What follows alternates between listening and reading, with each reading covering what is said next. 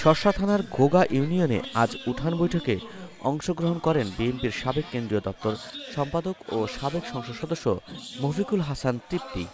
আসন্ন জাতীয় সংসদ নির্বাচনকে সামনে রেখে তিনি বলেন, জিয়াউর রহমান, বেগম খালেদা জিয়া ও তারেক রহমানের আদর্শ আমাদের পথ প্রদর্শক।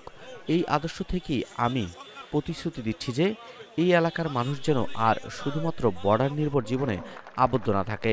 সীমান্তে যারা প্রতিনিয়ত সংগ্রাম করে বেঁচে আছেন তাদের বিকল্প আয়ের উৎস সৃষ্টি করা হবে, যাতে তারা মর্যাদার সঙ্গে নিজেদের ভবিষ্যৎ গড়ে তুলতে পারেন। আমরা এই অঞ্চলের শিক্ষা ব্যবস্থার উন্নয়নে বিশেষ উদ্যোগ নেব, যাতে প্রতিটি শিশু আলোর মুখ দেখতে পারে এবং দারিদ্র্যের শৃঙ্খলা ভেঙে সমাজে নিজের অবস্থান তৈরি করতে পারে।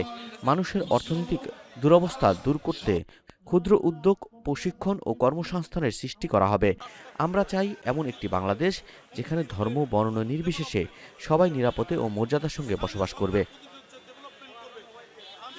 উঠান বৈঠকে উপস্থিত ছিলেন জেলা বিএনপির যুগ্ম আহ্বায়ক ও শর্ষা থানা যুবদলের সদস্য সচিব ইমদাদুল হক ইমদাদ, শর্ষা থানা যুবদলের সিনিয়র যুগ্ম আহ্বায়ক আল মামুন বাবলু, শর্ষা থানা বিএনপির যুগ্ম সাধারণ সম্পাদক তাজউদ্দিন আহমেদ ও কুদ্দুস আলী বিশ্বাস, ত্রাণ ও গবেষণা বিষয়ক সম্পাদক আতাউর রহমান আতা, আইন বিষয়ক সম্পাদক মশিউর রহমান, বেনাপোল পৌর বিএনপির সাবেক সেক্রেটারি শাহাবুদ্দিন, সাংগঠনিক সম্পাদক আহাদ হোসেন, বাগআটচা ইউনিয়ন বিএনপির সভাপতি আসাদুজ্জামান মিঠু, কায়বা ইউনিয়নের সেক্রেটারি শহীদুল ইসলাম, পুটখালী ইউনিয়ন বিএনপির সভাপতি মফিজুর রহমান ও যুগ্ম সম্পাদক অলিউর রহমান, গোগা ইউনিয়ন বিএনপির সভাপতি মোহাম্মদ আলী, সাধারণ সম্পাদক আব্দুল হামিদ সর্দার, সাংগঠনিক সম্পাদক আব্দুল মালেক ও সহসভাপতি মোহাম্মদ সরোয়ার হোসেন।